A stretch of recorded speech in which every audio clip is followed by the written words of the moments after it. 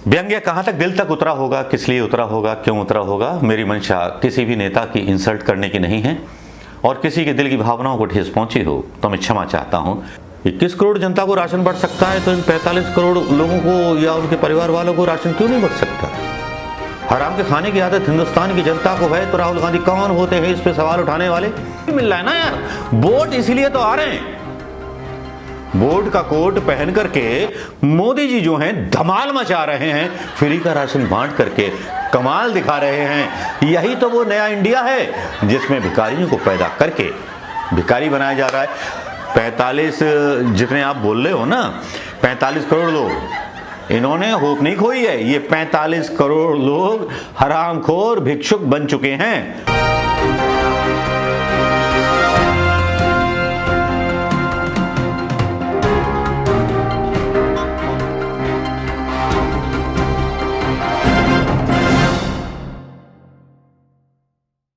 दोस्तों नमस्कार, मैं मनोज कुमार शर्मा, आजाद हिंद आवाज न्यूज के लिए गुड मॉर्निंग। राहुल गांधी ने पिछली बीती रात जो है एक ट्वीट कर दिया और ट्वीट क्या कर दिया, ट्वीट ने बवाल मचा दिया। लेकिन गोदी मीडिया को उससे कोई फर्क नहीं पड़ता। महंगाई बढ़ जाए तो गोदी मीडिया को कोई फर्क नहीं पड़ता, ना नेताओं को फर्क पड़ता है।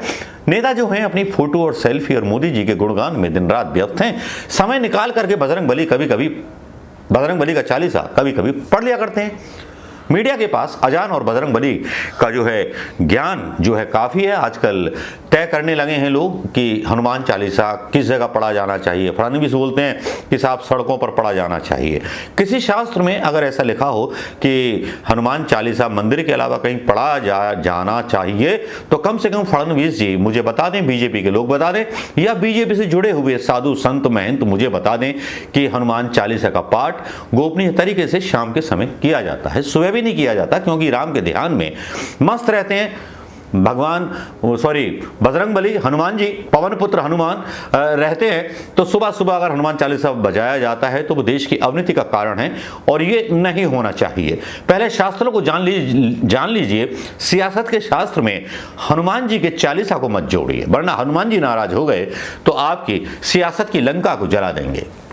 खैर, राहुल गांधी का एक बयान आया जिसके बारे में बात कर रहा था। राहुल गांधी ने दावा किया है अपने ट्वीट में कि 45 करोड़ लोगों ने उम्मीद खो दी है नौकरी पाने की, अपने सेल्फ रोजगार में लग गए हैं। लेकिन मैं राहुल गांधी की गलती निकालना चाहूंगा यहां पर, क्योंकि जब यूपी में 21 करोड़ जनता को राशन बढ़ सकता है तो इन 45 करोड़ लोगों को या उनके परिवार वालों को राशन क्यों नहीं बढ़ सकता। हराम के खाने की आदत हिंदुस्तान की जनता को है तो राहुल गांधी कौन होते हैं इस पे सवाल उठाने वाले। उनकी हिम्मत कैसे हुई है सवाल उठाने की।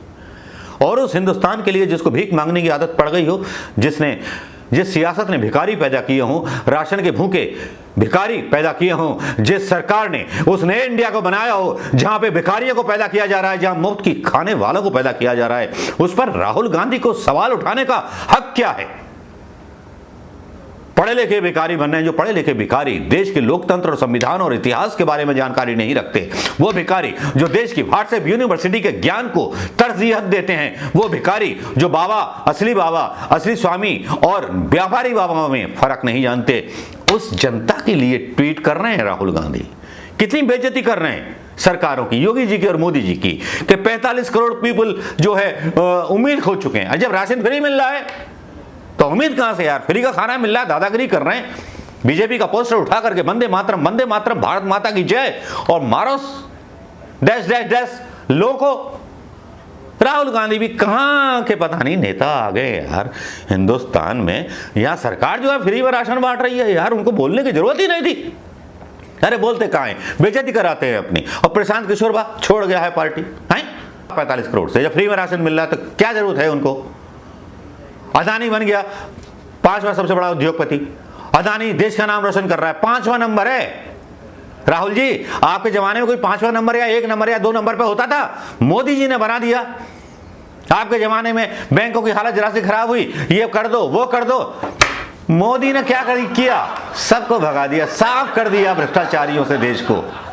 सारे के सारे ऐसी जगह जाके बैठे जहां से इंडिया वापस लेके नहीं आ सकता, चाहे वो अदानी का रिश्तेदार हो चाहे कोई हो। आप जो है ट्वीट की पड़ी रहती है आपको, बस आपने ट्वीट कर दिया और आराम से कुर्सी पर बैठ करके पैर हिला रहे हो, आपके ट्वीट पे लाइक आ रहे हैं, बस मजा कर रहे हो। ये नहीं सोच रहे कि राशन फ्री दे रहे प्रधानमंत्री मोदी जी। यार थोड़ा सोच लिया करो राहुल गांधी जी, ये चीजें ठीक ना है, थोड़ा सोचा करो। अब भैया तो भैया, बहन ने भी कह दिया। अब ये दोनों भाई बहनों ने कांग्रेस को बर्बाद करने की और देश को बर्बाद करने की कसम खा रखी है। ये पढ़े लिखे लोग कहां आ गए अनपढ़ों में। ये पढ़ी लिखी कांग्रेस के नेता जो कभी बैरिस्टर हुआ करते थे, पढ़े लिखे लोग हुआ करते थे, अब इन मतलब नंगे होकर पॉलिटिक्स करने वालों के सामने कैसे पॉलिटिक्स कर पाएंगे। आप शरीफाना अंदाज में जवाब मांगते हो। माननीय मोदी जी जवाब दीजिए, कितने लोगों को रोजगार क्यों नहीं मिला। अब उनको तो आता है भैंसिया, सांड, बांड, रांड, तो फिर वो आपकी भाषा समझेंगे। आप इतिहास की बात करोगे, इतिहास किसी ने पढ़ा है? वाट्सएप यूनिवर्सिटी पे इतिहास चलता है मुगलों का, और आपको मुगलों के खानदान का बताया जाता है भाई, है? मुसलमानों की बेरोजगारी के बारे में बात नहीं करते आप। लेकिन राशन तो उनको भी मिल रहा है ना यार। वोट इसीलिए तो आ रहे हैं। वोट का कोट पहन करके मोदी जी जो हैं धमाल मचा रहे हैं, फ्री का राशन बांट करके कमाल दिखा रहे हैं। यही तो वो नया इंडिया है जिसमें भिखारियों को पैदा करके भिखारी बनाया जा रहा है। 45 जितने आप बोल रहे हो ना, 45 करोड़ लोग, इन्होंने होप नहीं खोई है। ये 45 करोड़ लोग हर बन चुके हैं, क्योंकि राशन फ्री का मिल रहा है। 500 या 300 रुपए की दिहाड़ी रैलियों में और बजरंग दल की रैलियों में जाने के लिए मिल जाती है। आज अगर आपको फेमस होना है तो किसी मुसलमान को पीट दीजिए, किसी मुसलमान नेता के बारे में उल्टा सीधा बोल दीजिए, बस फेमस। निर्दलीय है एक नेता बजरंग चालीसा, हनुमान चालीसा के ऊपर बोलने लगता है, अरे यार हनुमान चालीसा हमारे दिल में है, दिल में बसते हैं राम। हम सड़कों पे खड़े होकर के दिखाते नहीं हैं कि हम पूजा करते हैं, लाउड स्पीकर से हम हल्ला मचाना सीख गए नकल करके। राहुल गांधी भी ऐसे ही हैं यार, इनको समझाओ तो समझ में आती नहीं है। वो राहुल गांधी को प्रधानमंत्री बनाने चले थे प्रशांत किशोर, खुद की पार्टी के नेता मानने को तैयार नहीं है। प्रशांत किशोर साफ तमाचा मार के निकल लिया, उसने बोल दिया मैं डिक्लाइन करता हूं क्योंकि कांग्रेस में लीडरशिप का अभाव है। तो भाई लीडर कौन है? राहुल गांधी जी। उस पर ट्वीट मारिए, प्रियंका गांधी जी उस पर ट्वीट मारिए। अब 2 करोड़ की पेंटिंग बेच दी आपने, कितनी गलत बात की अपनी मां की ऑपरेशन के लिए। गलत बात है, ऐसी हरकतें आपको नहीं करनी चाहिए थी। आपको नहीं बताना चाहिए था कि आप इतनी गरीब हैं, जबकि बीजेपी वाले लोग बोलते रहते हैं 70 सालों में आप पूरा माल डकार गए, जबकि आपके नाना ने, दादा ने, सब ने इस देश में बनी हर उस चीज को कुर्बान कर दिया जो उन्होंने अपने पैसों से बनाई थी। लेकिन क्या ये मोदी मीडिया सोचेगा इस सवाल को? राहुल गांधी की शराफत किसी की समझ में आएगी? जमाना वो हो गया है कि गांधी जी के रूल नहीं चलते आजकल। गांधी जी का रूल था कि कोई एक गाल पर थप्पड़ मारे तो दूसरा कर दो आगे। मैं दूसरा कर देता हूं, लेकिन तीसरा थप्पड़, तीसरी आवाज मेरी होती है। आजकल की पीढ़ी की सोच बदल चुकी है। शिव सैनिकों ने नवनीत राणा को उसके घर में पजामा गीला करवा दिया। उसकी बीवी जो थी डर गई। कभी इसी तरह की आक्रामक कांग्रेस हुआ करती थी, लेकिन आज की कांग्रेस शराफत भरी नजर आती है। गाना याद आ जाता है, शराफत सीख ली हमने।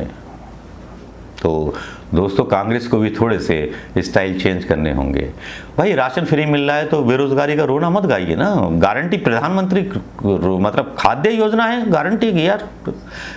राहुल जी ऐसे ट्वीट मत किया करो यार, बेकार में ना ऐसे लोगों के लिए परेशान मत हुआ करो। आप आराम किया करो। आपको कोई जरूरत नहीं है ऐसे लोगों के लिए लड़ने की जिनको भीख मांगने की आदत पड़ चुकी हो। नमस्कार, जय हिंद। व्यंग्य था। व्यंग्य कहाँ तक दिल तक उतरा होगा, किस लिए उतरा होगा, क्यों उतरा होगा, मेरी मंशा किसी भी नेता की इंसल्ट करने की नहीं है, और किसी के दिल की भावनाओं को ठेस पहुंची हो तो मैं क्षमा चाहता हूं। लेकिन प्रधानमंत्री मोदी जी को मैं बहुत बहुत मुबारक देना चाहता हूं कि 45 करोड़ लोगों को आप राशन फ्री खिलाने की ठान ली है आपने। जीतते रहिए, अडिग रहिए, लोगों को मालदार करते रहिए और भिखारियों को पैदा करते रहिए। जय हिंद।